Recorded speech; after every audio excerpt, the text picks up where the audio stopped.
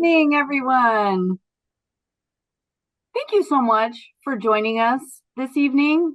It's August 12th, and if you're like me, there's a lot going on with back to school back in session. Summer's almost over. We're looking into fall, maybe open enrollment at your employers, maybe back to school at your kids' schools. But thank you so much for being with us. We hope that you're in an air conditioned space. You've got your favorite beverage. Maybe you're enjoying dinner, but thank you so much for spending time with us. I am super excited to introduce you to our presenter here in a second, Andrew Farrell.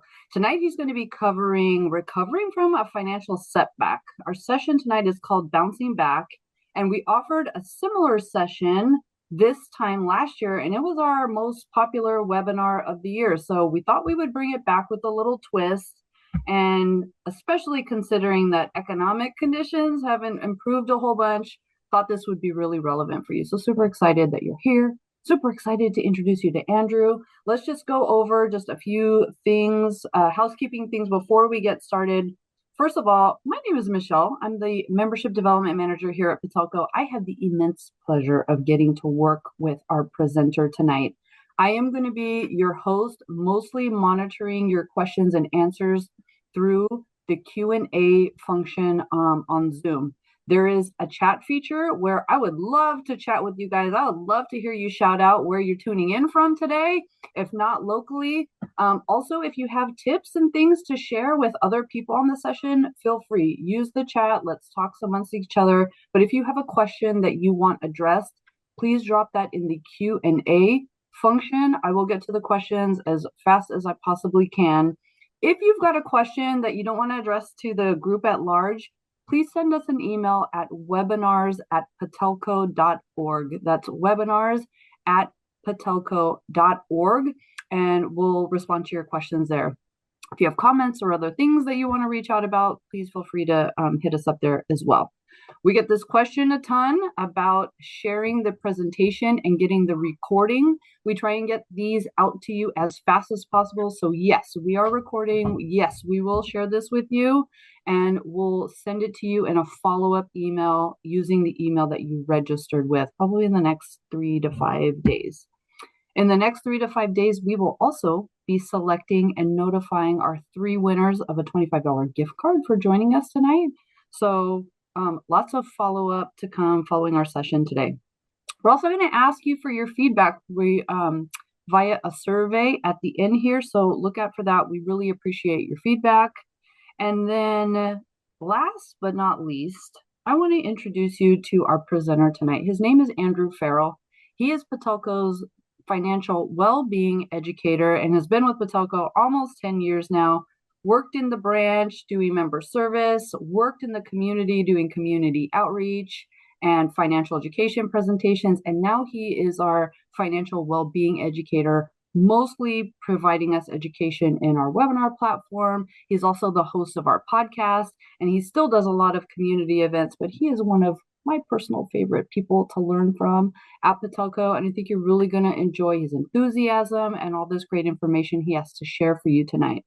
So without further ado, we welcome Andrew Farrell for our Bouncing Back first webinar of August. Andrew, take it away. Thank you so much, Michelle. And yes, welcome everybody this Wednesday evening. I'm excited to be here with all of you. I enjoy our Wednesday evenings together.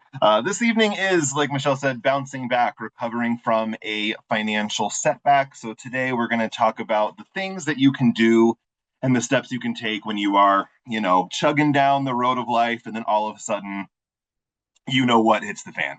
So financial setbacks can derail your budget, they can drain your emergency fund, they can put you in debt, all this not fun stuff. Obviously, no 2 financial setbacks are going to look super identical, right? Like blowing a tire is not the same thing as, say, your entire house flooding. So what we're going to talk about today is not like a one-size-fits-all situation. Some situations, understandably, are a bit more extreme than others. Today, we're just going to discuss mindset shifts, how to kind of get yourself in a good headspace, a more proactive one when these emergencies occur. We're going to talk about kind of a step by step. I like to call it like a first aid kit whenever an emergency hits, when things you can do when you're hit with unexpected expenses. And we're going to discuss ways to build some additional resilience into your life so the next time an emergency occurs, you might feel a little bit more prepared to tackle it. But first, I would like to introduce myself.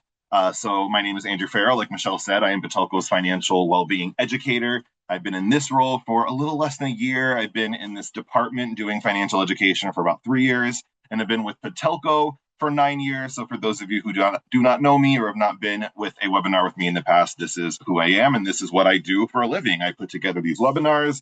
I do our podcast. I build our financial education curriculum series. I go to high schools, colleges, nonprofits, workforce development groups, and just teach about financial wellness and financial literacy and financial empowerment. I love doing it. I feel like I really found my niche within Patelco in this role, and I'm very happy to be here. If you want more of me, you can find me on LinkedIn. I would be happy to accept any connections on LinkedIn. It's Andrew T. Farrell is where you can find me. I normally try to post our podcast episodes and our webinar recordings there. So if you want to get some more information for the things that we are out here putting out into the world, you can definitely connect with me on LinkedIn. If you're also, I talk about this every week, so I'm sorry if you come to my webinars and hear me talk about this, but I'm going to keep doing it. I host a trivia night every Tuesday at Mad Oak Bar in Oakland, right by Lake Merritt on 12th Street. It's every Tuesday, 7 p.m. to 9 p.m. It's fun, it's free, it's a good time, and you can hear me just run my mouth some more. So it's a fun going. So I like to start my webinars, for most of you will know this, with some sort of a quote or like a kickoff. And today I have chosen, "You can't stop the waves, but you can learn to surf." This is from John Kabat-Zinn. He is a renowned professor at MIT. Look, life is always going to happen. Financial setbacks that are completely out of our control are just a part of being a person. We cannot control the regular wear and tear of life, but what we can control is how we navigate these things. And this can mean a few different things. Number one, it can mean how we react when these emergencies happen, how we maintain as positive of a mindset that is appropriate for the situation, and how we tackle the setback proactively. We can control how we move forward after the setback and how we learn from it, and also how we prepare ourselves ahead of time to anticipate these setbacks so that we are in as good of a position as possible to handle them. So that is our version of learning to surf, right? We can't stop life from happening, but we can learn to kind of zig and zag and navigate as best as we can to have some additional padding and comfort and minimize anxiety and stress. So I would like to share some statistics here as well. The Federal Reserve reports that 59% of adults had at least one unexpected expense in the last 12 months. This is from a 2025 report. It's the Federal Reserve's Economic Well-Being Report, so it was of the 12 months there. But when you go back the past couple of years, these numbers are pretty consistent throughout the gamut. For those of you counting at home who can do math, 59% of adults is over half in any given year have some sort of unexpected expense. That means that if you yourself are someone who is dealing with some kind of setback or anything right now, you are not the exception. You are, in fact, the rule. You are not alone in all of this. We all have experienced this thing in one point of our lives or another. Now, people who have also been to my webinars will know how I feel about the term bad with money. Nobody is bad with money, but for the sake of this, even people who are quote unquote good with money still experience setbacks. They're just a sign that you're living in a world where things break and people get sick and the economy fluctuates. We truly are all in this together, as corny as it may sound. Some of the most prevalent major setbacks that occur: vehicle and repair replacement. 30% of people polled experienced a vehicle or repair replacement in the past 12 months. We've got 22% doing major housing or appliance repair. Unexpected medical expenses are a big one. Mobile phone issues, computer issues, technology issues. Legal expenses can be a big one. Taxes, fines. childcare or dependent care or anything like that can also be a hotbed for unexpected expenses. And then 6% were other major expenses as well. And again, this is all from that same 2025 economic well-being report that the Federal Reserve published for last year. So there's not much more I want to say about this because I don't want to spend too much time kind of harping on what can go wrong. We've all been there. I just want to preface all of this by saying that it happens to all of us. And, when misfortune hits, it is very, very easy, I think, to feel like there's just a black cloud like hovering over you specifically, and you are cursed, and all these bad things are happening to you. That is a valid feeling, but it is not rooted in reality. This is just a reminder that it happens to all of us. Setbacks are a part of life. And what matters most is kind of how we react when these things happen. So, that is not to say that financial setbacks still don't feel extremely burdensome and hard to deal with. And I want to talk a little bit about why that is, because there's a lot of reasons financial setbacks can feel very cumbersome outside of just like, oh, now I have less money than I planned for. So the first one, money represents more than just money, which may sound like a weird thing to say, but what I mean by that is that money is obviously more than just numbers in a bank account. A lot of people have a tendency to like tie their self-worth or their idea of personal success to money. And when that is derailed, it can have a tendency to make us maybe feel bad about ourselves as people. A financial setback can threaten our sense of security, our sense of stability, independence, control. Like we talked about earlier, our ability to care for others, whether it be a child or someone that we're a caregiver to, which can then make you feel like a bad caregiver.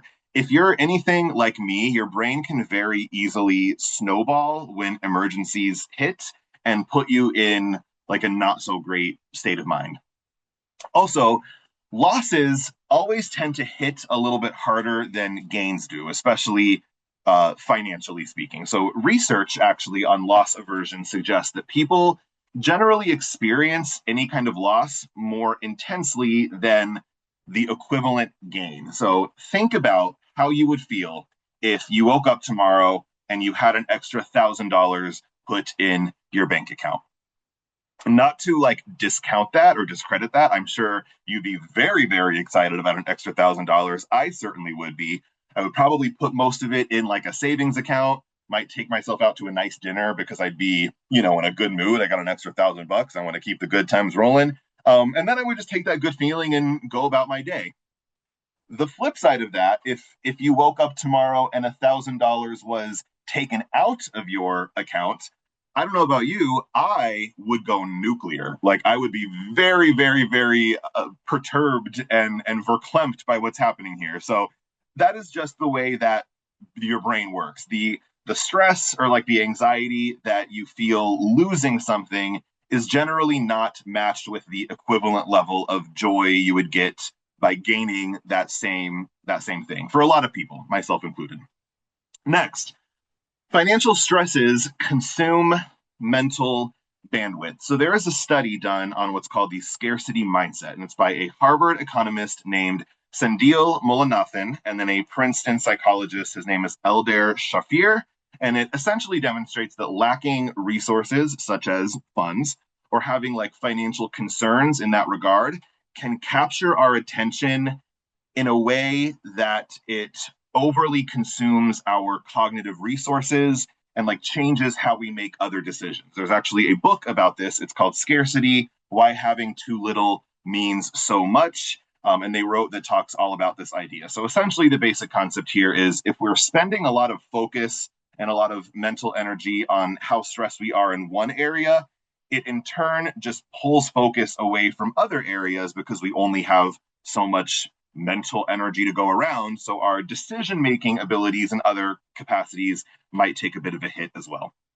And this also has a tendency to make everything feel super urgent. So when money gets tight, all of a sudden everything feels like an emergency. Maybe you had a $500 balance on a credit card that you weren't worried too much about, but now that you've had this other big thing happen, that just feels like, another mountain that you have to climb. It's super easy when emergencies hit for your brain to start yelling like, you have to fix it all right now. But it's important to remember that not every problem has the same consequence. Not everything needs to be solved today. Part of bouncing back is separating what feels urgent from what actually is urgent. And that is where the financial first aid that I mentioned earlier comes into play. So, this is basically like a 5 step first aid adjacent system that I've got here to take when something goes wrong financially. And these are actions that can help you get in a good mindset, which is super important. They can help you like stabilize what's going on and then begin the process of rebuilding in a way that is best aligned with your financials and your specific situation. So again, not all financial setbacks are created equally, but if you're hit with an emergency, here's how you can, try to stay grounded and attack it proactively. I've said mindset a couple times in this, and that is how I am going to begin this. The first step is just to get yourself in a good headspace. I'm going to spend a little bit of time talking about this because I personally am of the belief that headspace and mindset is one of the most important factors in anything that you're trying to accomplish. Bouncing back, setting a goal, whatever, just slowing down and pumping the brakes. I promise you, it all sounds, like I say, fluffy and like woo woo, but mindset is so, so important for anything.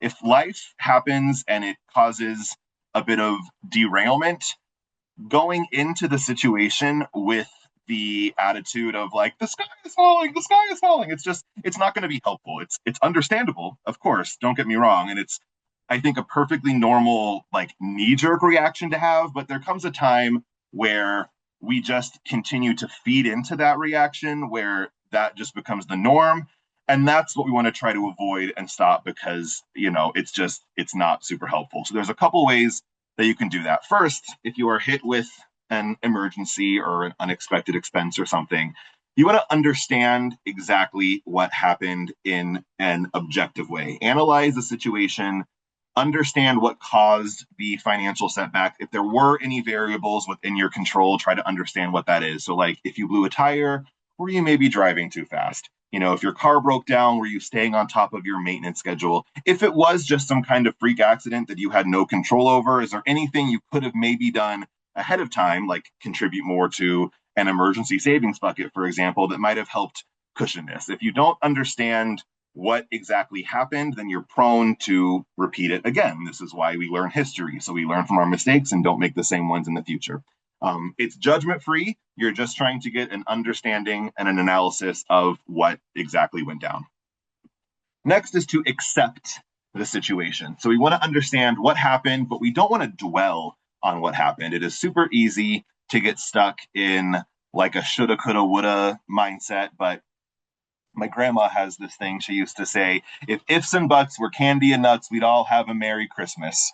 We don't want to be stuck in the ifs and the what ifs. I know I should have done this. It's not helpful. It's not proactive. It's not getting us to where we want to be. On the flip side of that, we don't want to be in denial either. We don't want to be, in a situation where we're pretending that nothing is wrong and we can just keep living our lives without putting any energy towards rebuilding or getting back on track. We want to accept that this is a thing that did happen, and we want to be honest with ourselves and realistic with ourselves. And then lastly, give yourself some grace. If there was anything potentially that you could have done either to prevent the setback or make it less extreme, and there not always is, but if there was, that is a bummer. But at the end of the day, we all make mistakes, don't we? So you got to just kind of keep it trucking, not beat yourself up about it, because again, I promise you, it is just not helpful. And not only is it not helpful, I will take it a step further and say it is actively harmful. When your inner voice starts talking to you and telling you that you screwed up and this setback is all your fault and blah blah blah, subconsciously you will start to believe that, and you won't feel as worthy of financial success or like it could ever be like a possibility for you. So one thing that I like to do here is I ask myself whenever I start like beating myself up, if I'm treating myself with the same respect and dignity and love that I would treat a friend in that same situation. And if the answer is no, I need to do whatever I got to do to kind of separate myself from that inner voice and give myself the same grace that I would give to someone that I love. So that is some ways to kind of ease your mindset here. I do have another quote on this. It's positive and negative emotions cannot occupy the mind at the same time, from Napoleon Hill. He is a self help author, wrote the book Think and Grow Rich.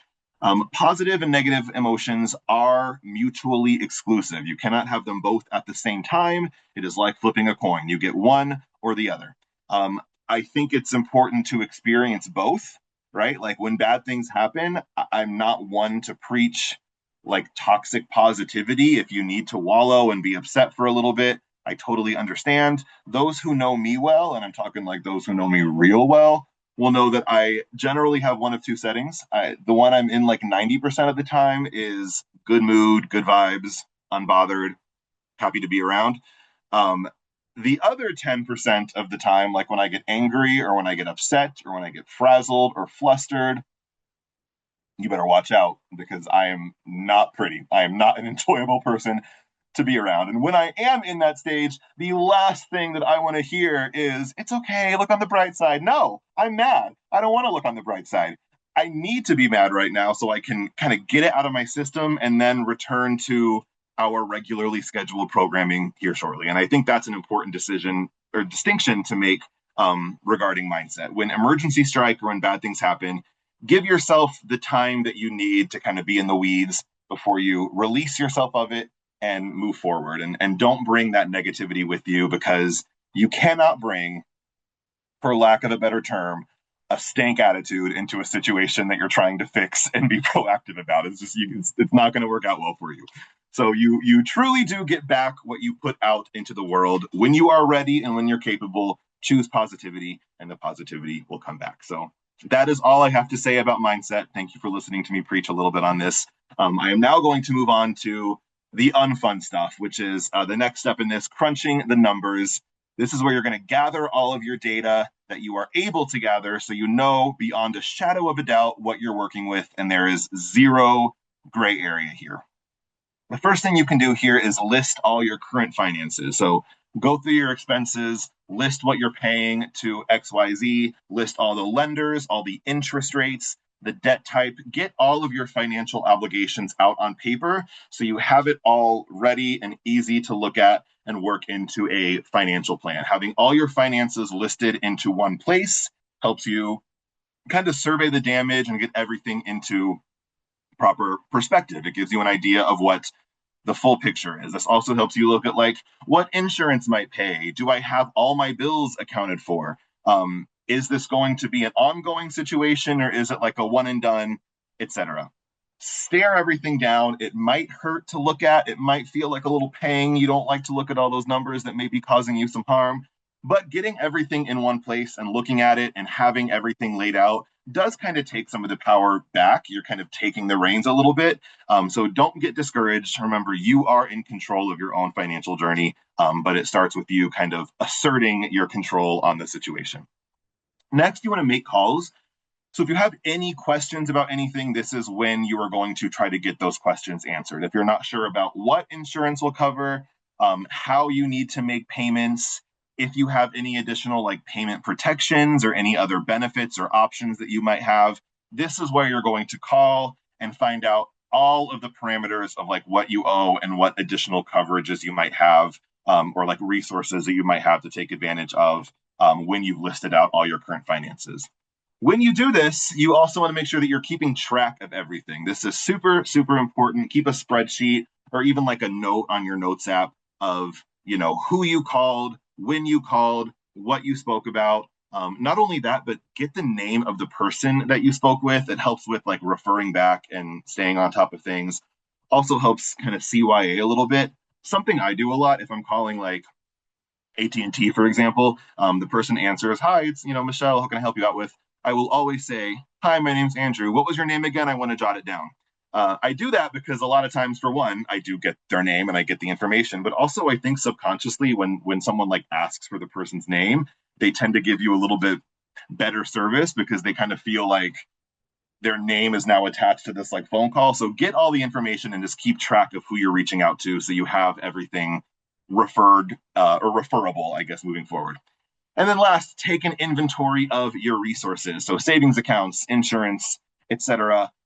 If you're looking to repay and you don't just want to like take out a loan or put it on a credit card, which I don't think is a great idea, and we'll talk about that here more later, find out other avenues that you might have to take money out or borrow against things. If you have a CD, for example, and you don't want to break the CD because you don't want to be charged a penalty and lose interest, a lot of times you can take a loan out against money that you have sitting in a CD because it's like secured funds. If you have a vehicle that is within lendable range, like it's within 10 or 15 years old and it has a certain mileage or less, if it's paid off or mostly paid off, if you have some equity in that vehicle, you can borrow against it. Again, that is called a cash out refinance. And generally, the interest rates on that are going to be a lot lower because it's a secured loan. You have the vehicle backing it. So just try to find every avenue where you might be able to pull some extra breathing room so you know exactly what tools you have in your tool belt before you create your rebuilding plan. This is just kind of getting everything on paper, taking inventory of your resources, crunching the numbers, and really understanding what you have to work with.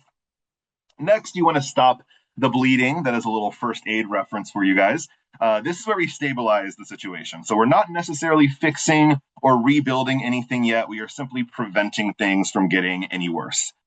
The first part, to stop the bleeding, pretty obvious, but this ties back to what we talked about earlier. Prioritize what matters most right now. Take a moment to understand what is actually urgent in this moment. Housing, utilities, food, that kind of stuff goes without saying. But ask yourself, what are my obligations that will have the biggest consequences if I miss? What can I afford to maybe put on hold or, call an account solutions department for, or whatever? You want to know what you absolutely need to take care of to ensure that your credit stays healthy, you're not charged a bunch of new fees, all that good stuff. It's very similar to a triage in medicine. So another first aid reference. The triage is basically a process of kind of sorting patients based on how sick or how hurt they are. So that's like when a nurse or a doctor kind of takes a lay of the land, find out who needs care right now and who can safely wait. We want to do the same thing with our finances. The next part, pause things that are extra. This should be super easy to isolate because in our previous step, we have gone through and listed out all our finances. So we should have all of this in one place. Things like subscriptions, gym memberships, discretionary spending, stuff like that. Maybe cut any temporary thing or put a pause that you can do to free up some extra cash, and be realistic about it too. You don't want to, pause every single thing if you can afford not to. You want to build some stuff still in your budget so you can enjoy your life. I always use streaming services as my example because I'm like an obsessive TV and movie watcher. If I ever need to like free up some cash, I might like pause 4 of my 6 streaming services and just focus on the other 2 during that time period.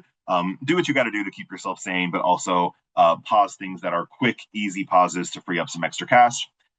You also want to avoid creating additional expensive problems. So what I mainly mean here is if you're hit with a, say, $5,000 unexpected expense, the worst thing you can do is just like charge it to your credit card. It will give you temporary relief, but that relief is just that. It's very temporary. All you've really done is slap like a 30% daily compounding interest rate on your debts. So we want to make sure that you exhaust other options before just charging it. Even a line of credit from your bank will usually have a lower interest rate as well as the ability to kind of keep that debt separate and not meddled with your other expenses.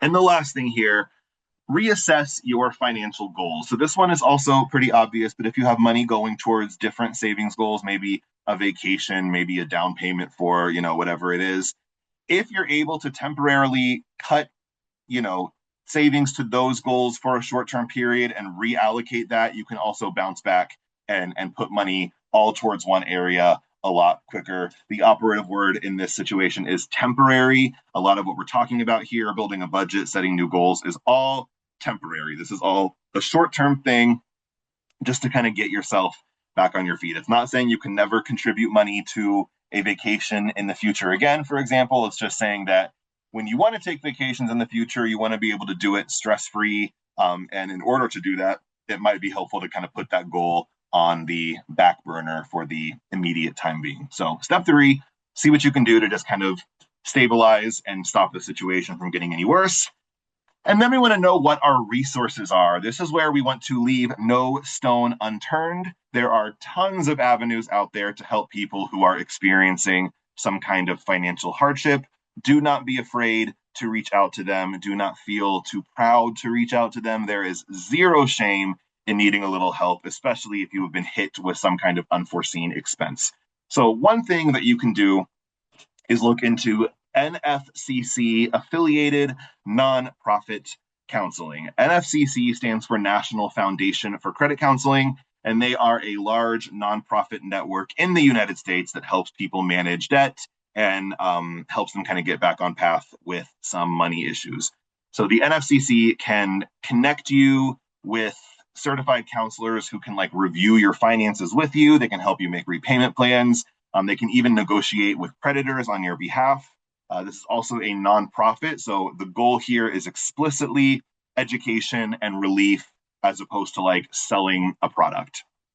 Some groups that are NFCC credit counselors: Money Management International, Green Path Financial Wellness, In Charge Debt Solutions. Balance is another one, which we are partners with at Patelco that I'll talk more about here in a second. But these are all trusted, long-standing institutions that can help you with getting back on track and bouncing back, if you will.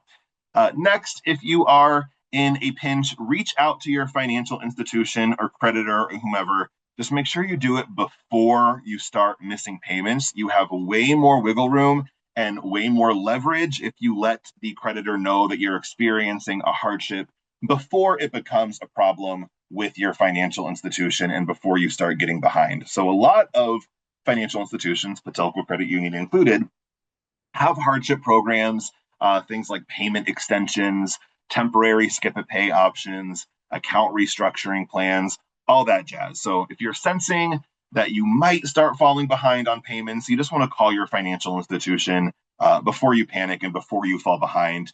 They often have ways, like I said, to pause things, waive fees, and keep your credit score and your relationship with the institution in good shape.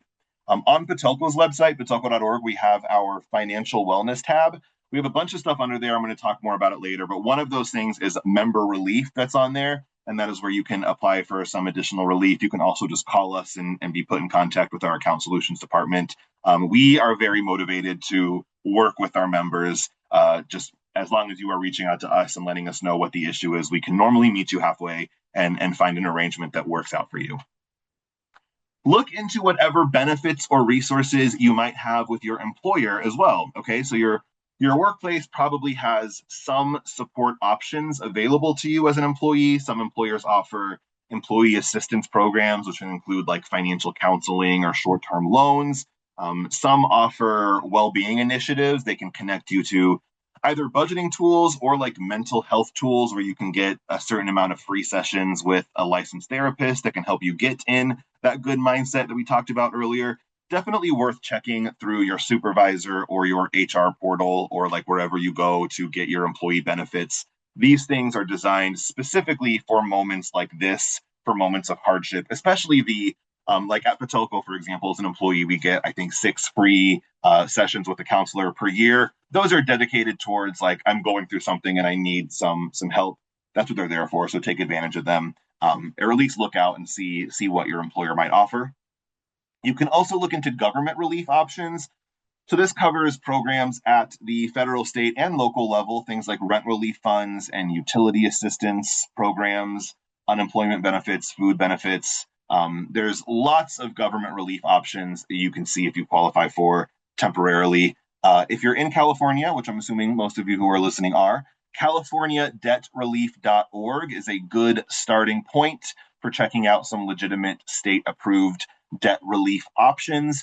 The key here, though, CaliforniaDebtRelief.org is great because it's kind of like a place that points you to different directions. If you're ever, looking for avenues like this, use like official government or nonprofit platforms. So look for .org as opposed to .com because there are, unfortunately, some predators out there.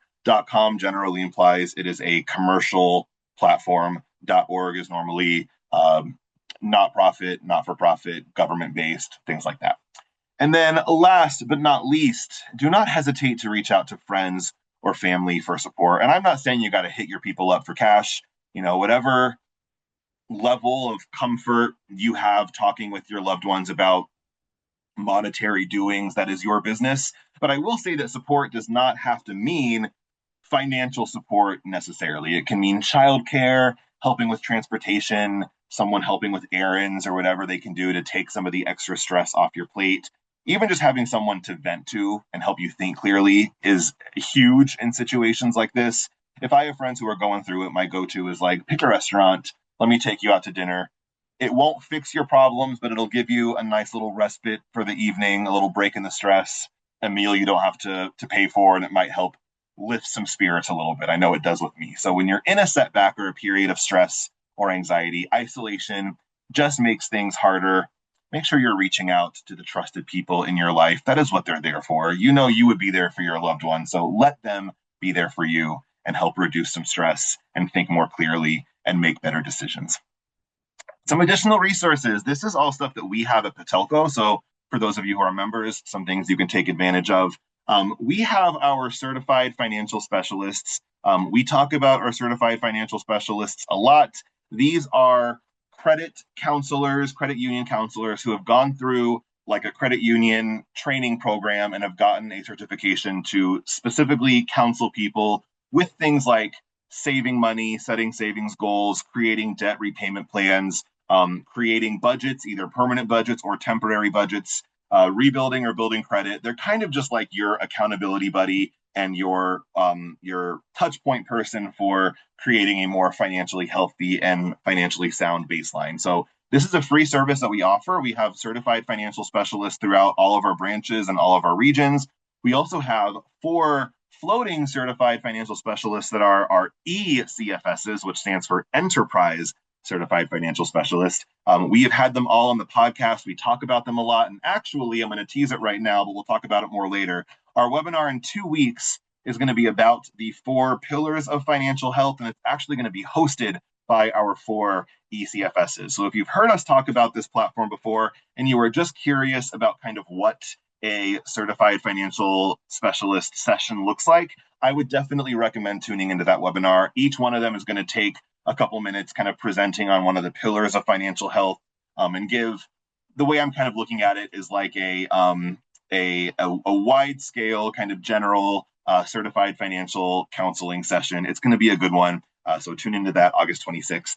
But yeah, this is a great platform that we offer. In addition to that, we have a lot of resources on our website as well. Financial wellness on that tab that I talked about on patelco.org, and go to the financial wellness tab. There's a section on there called resources, and that's where you can find these platforms here. So Spring 4 is a like a nonprofit platform that connects you to local nonprofits in your area. Essentially, you just put in your zip code, you check the box of what you might be struggling with, and it will point you in the direction of the community resource that can help you out in that area. Balance is one of those NFCC certified credit counseling agencies. So they do a lot of one-on-one counseling, but a lot of it is specifically credit counseling. That is also a free platform that we offer on our website. And Bonsai is a great financial education platform that is really good for budget repair because there's a lot of different budgeting tools and calculators on there. So if you want to play around with some numbers to get your budget back on track, you can go to our Bonsai calculators as well.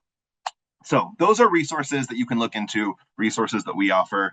Now we're going to move on to the 5th and final step in our financial first aid, which is to actually put pen to paper and build a budget.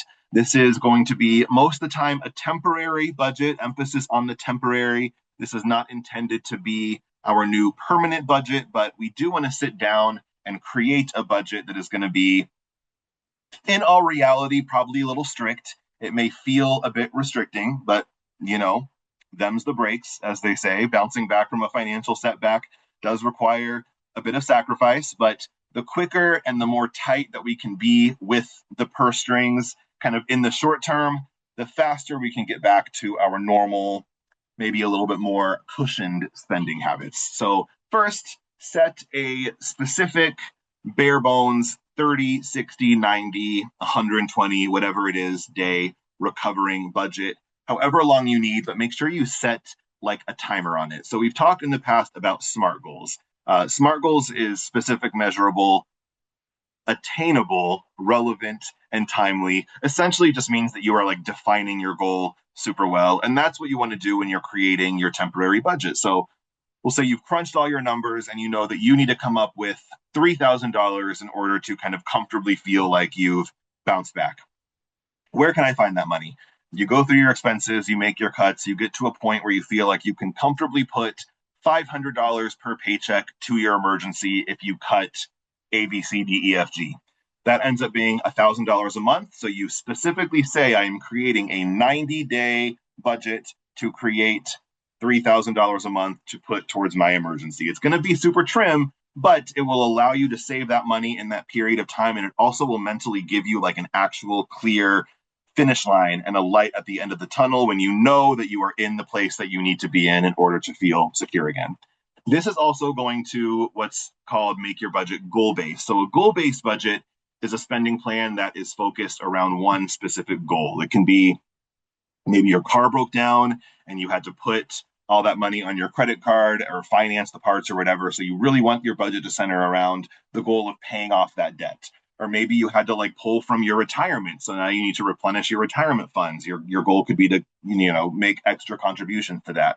We want to make our goals defined. So like I was saying earlier, we know exactly what we're working towards. It can be really easy when you're hit with an unexpected expense to be like, uh-oh, I had this unexpected cost pop up and now I just know I need to spend less and then leave it at that. But when you do that, there's no real way of like tracking your progress or knowing when the light is at the end of the tunnel or holding yourself accountable. It's kind of easy to fall off that way when you're not really defining what the goal is. It also doesn't give you the opportunity to like celebrate your wins, which creates positive reinforcement and allows, the successes to keep coming. So we just want to make sure we are maximizing the amount that we put towards our goal. And again, make sure we're setting one specific goal that we want to work towards, whatever the biggest priority is for you, and then just build your recovery budget around that specifically. And then lastly, once you have determined how much you can afford to put towards rebuilding, make everything as automatic as possible. Set up auto pay as much as you can. Auto pay can be your best friend if you allow it to be. If you treat your savings repayment contributions as like another monthly or biweekly bill that needs to be paid, it'll happen like clockwork. Don't even let that money hit your main account. Forces you to hold yourself accountable. It makes payments easier to stay on top of. And it's just one less thing that you have to remember to do every month, which frees up some of that mental bandwidth that we talked about earlier. And also, some places even give you like a discount depending on where you're going if you set up auto pay. So, like student loans, I know, for example, give you a little bit of a discount when you have auto pay set up. So, it can't hurt to look into that for that reason as well. All right, rapid fired. I want to talk about a couple other things that you can do that might help when you're going through some financial turmoil. These, again, are not going to be universal. These things might not help everybody, but there's some things that you might want to just keep in the back of your mind. First thing you can do is look at the dates that your payments come out. So a lot of times you can actually shift a payment by a few days within the month to make your cash flow a little bit better. So with Patelco, for example, as long as you're moving the due date within the same month, you can generally move your due date whenever you need it to be. I try to make sure that my monthly payments are split up pretty evenly between pay period 1 and pay period 2. So, I don't feel really stressed in one half of the month and then maybe have the temptation to overspend in the other half. Balance can potentially create a little bit more peace of mind in that area. I also like to split my accounts to isolate my fixed bills. So separating money for me from like my spending money and my bills money creates so much clarity and ease and really helps me understand exactly how much money I have. What I do is I have two main checking accounts. I get my direct deposit in checking account A, and then I set all my auto pays up from checking account B. So I know during pay period 1, these 6 bills come out, it totals this amount. So when I get paid in my main checking, I transfer the amount that I know is coming out in auto pay into my bills checking account. And then I know whatever I have left over in checking account A is my actual money to like play around with. And I can focus on how much of that I want to put towards my goals or my debt repayment or whatever it is. You can also set up account alerts. So alerts can help you stay ahead of things that you might be, going through or things that might be going in and out of your account. Most financial institutions have this option. You can do this on the Patelco app if you want, set up low balance alerts if you want to kind of keep that front of mind. It's super easy to do and just another way you can hold yourself accountable. Exploring alternative income sources. This is not something everyone is able to do, and I totally get that. Not everyone has the time or the resources to earn some extra cash, especially when you're stressed out about other things. But it's something you can definitely explore and see if there are alternative ways to make some extra cash. That is literally why I started hosting trivia in the first place. I mean, I love doing it, but I don't do it for free. I also had a time period when I first moved to Sacramento a few years ago where I spent a little bit more on moving expenses than I was hoping to. So I just decided to drive for DoorDash for a couple months. I saved a few $100 during that time period, and all I really had to do was drive some food around in my car by myself and play my music and, have a nice time. I'm also a very big proponent of decluttering. So, like yard sales, Facebook Marketplace. I love Facebook Marketplace. Just finding stuff you don't need and turning that into some extra cash can be super helpful. And then my last one here, try a no spend month. I talk about this a lot as well, but a no spend month can save you so much money. Basically, what you do here, you just pick a month well in advance where you know you don't have any extra commitments and you just commit to yourself to spending no money during that month. No dining out, no unnecessary groceries. You use as much of what you already have in your freezer or pantry as possible, and you just marathon not spending anything for 30 days, stockpile all that extra cash. You will be amazed at how much you're able to put towards your goal in a short period of time. All right, so now we are going to shift gears a little bit and talk about what comes next after you've stabilized the situation and bounced back.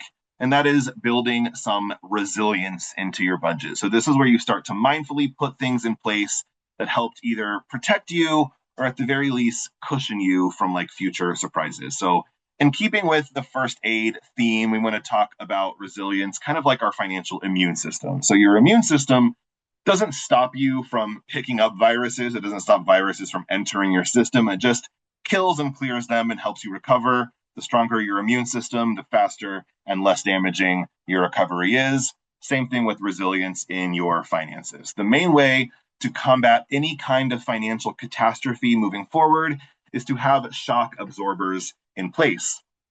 So, a shock absorber on a car, for any of you who, like me, are a little automobile inept, is a device in your vehicle that is used to like absorb bumps and keep your tires on the ground and keep your ride smooth. Shock absorbers in finance essentially do the same thing. They translate to funds you have set aside to absorb those financial road bumps as they occur. You can build money putting into like shock absorbers in your budget, and we're going to talk strategies on how to do that here in a second. But I do want to share a couple statistics on this real quick. When presented with a hypothetical $400 unexpected expense, 63% of adults will be able to cover it with cash or a cash equivalent. 25% would use another method, so like debt or credit cards. And 12% of people said they could not pay the expense by any means, a $400 unexpected emergency. And then building on that, of adults with income less than $50,000 per year, it said 40% were not able to cover a $100 emergency with savings, and 61% could not cover a $500 emergency with savings. So, when I look at these numbers, while I see that 63% can handle a small emergency expense out of pocket, which is great, what I also see here is that means that essentially over 1 in 3 adults are not able to absorb a $400 surprise without at least borrowing. And that's not to shame anyone in that boat. Times are certainly tough these days. And beyond that, income obviously dramatically changes what an emergency actually means. Especially in California where everything is so expensive, it's very difficult to prepare for these things when you're spending a lot of money just on housing and rent and gas and things like that. But we can also see here that there is a difference between being able to pay for an emergency and being financially prepared for one. So putting an unexpected expense on a credit card technically does get the bill paid, but you've just essentially transferred the shock instead of actually absorbed it. I think for me, though, with these numbers, the biggest takeaway here is that shock absorbers don't have to be huge dollar amounts. I think that tends to get in people's way sometimes, the thought of like, well, I can't afford to grow my savings to $10,000. I can't afford to save hundreds of dollars every pay period. So, savings isn't a goal that's attainable for me, which is a valid feeling. But also, if you don't have that much to save, then don't save that much. If $100 or $500 expenses are enough to create problems for a substantial amount of people, work on just saving $100. That is still a shock absorber. It may not absorb the entire shock, but it will help some. It will help you not put all of it on a credit card and help you save some more money on interest later on. You don't have to jump right to the 3 to 6 months of expenses benchmark in order to be successful with your saving. Any amount you're able to put away can help you in the long run.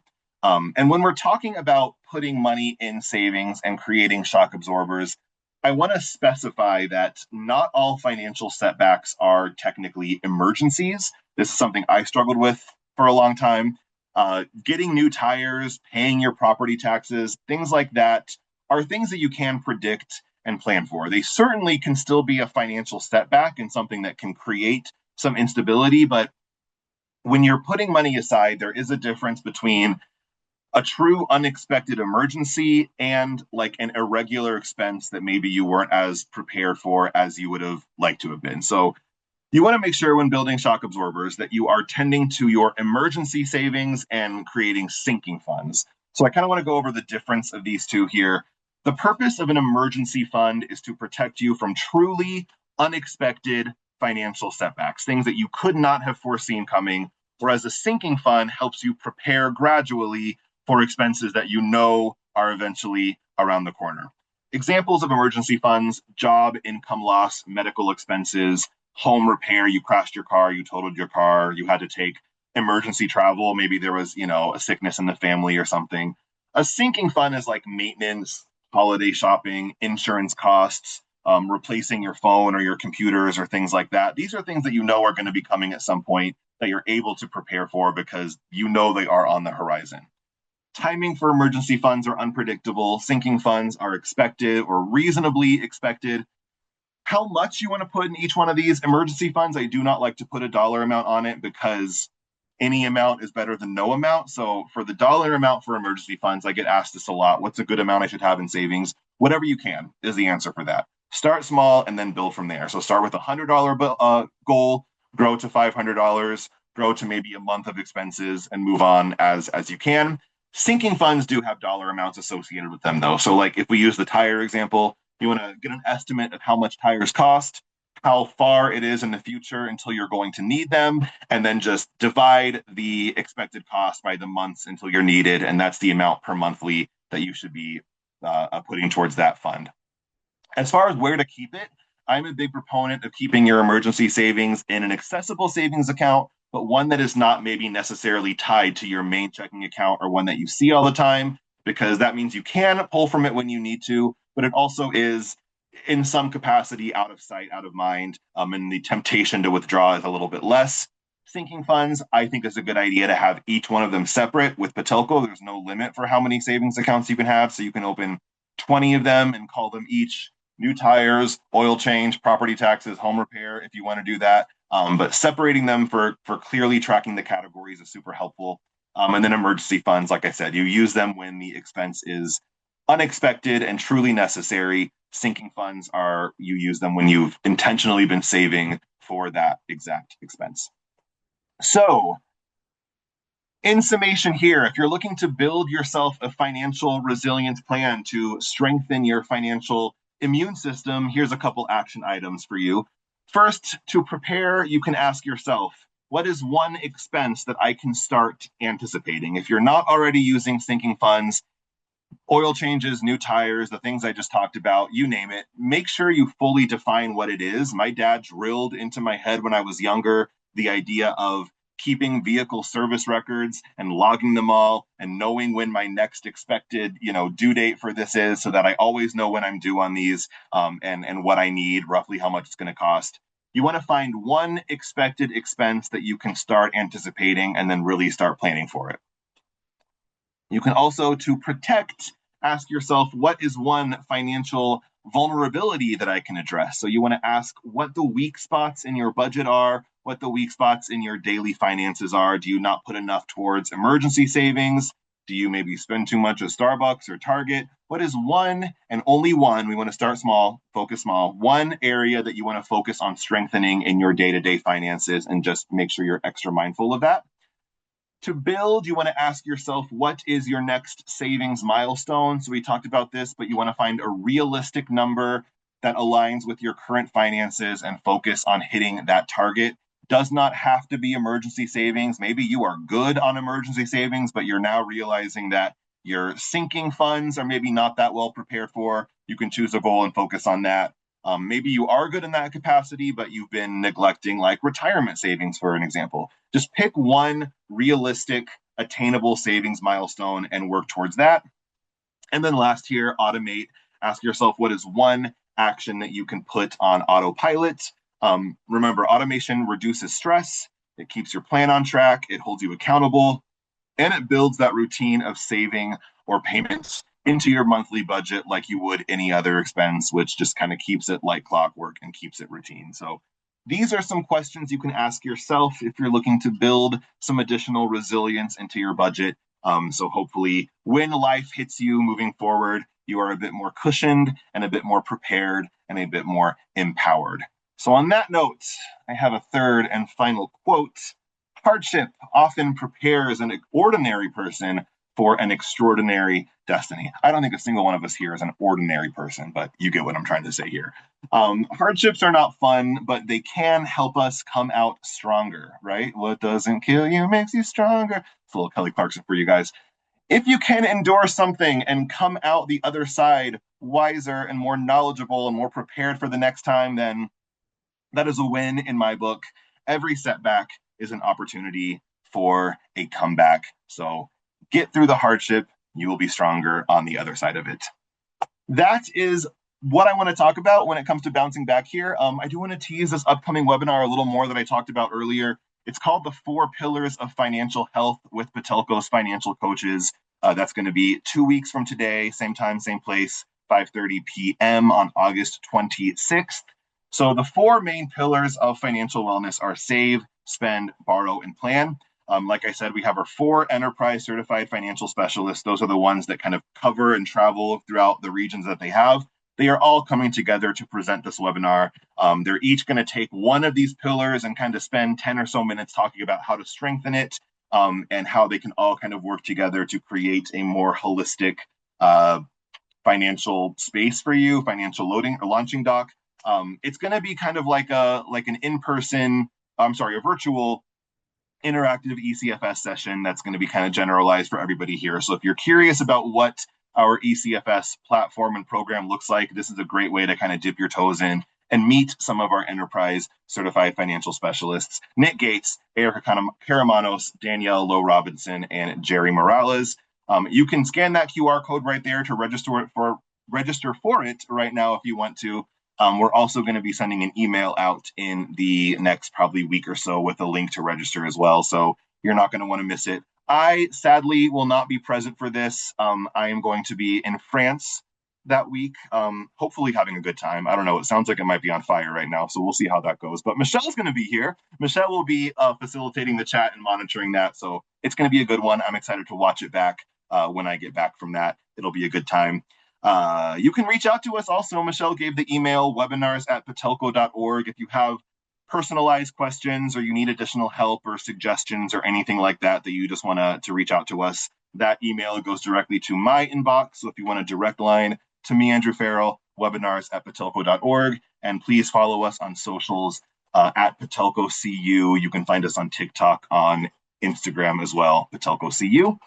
Michelle also mentioned it at the start of this webinar, but 3 people who are attending today are going to be receiving a $25 Amazon gift card as like a raffle or sweepstakes for joining us. That will come from that webinars@patelco.org email. I'll be sending those out on Friday. So if you get an email from that address, it is not spam. It is actually us giving you a gift card as a thank you. So accept it. It's fun. It's free money. Who doesn't love that? And we are also going to have a short survey that pops up as soon as we close this webinar here in just a moment. We would greatly appreciate you taking just a couple minutes. Let us know how we're doing. Give us ideas for future webinars. I think it's like 5 questions, super quick, and it makes makes me better at providing these in the future. So I really appreciate hearing everyone's feedback. On that note, thank you all for joining me this evening. I hope you were able to take some little nugget of wisdom away. We are at 6:29, so I think we're just at about time. I appreciate you guys listening. And that's all I have to say to you this evening. Have a great rest of your night, and we will see you on August 26th for the 4 pillars of financial well-being. Take care. Have a good one. Adios. Hey, you guys. Hope you liked that video. Thank you for watching. For more financial wellness information, go ahead and click here to subscribe and here to watch the next video. Thank you.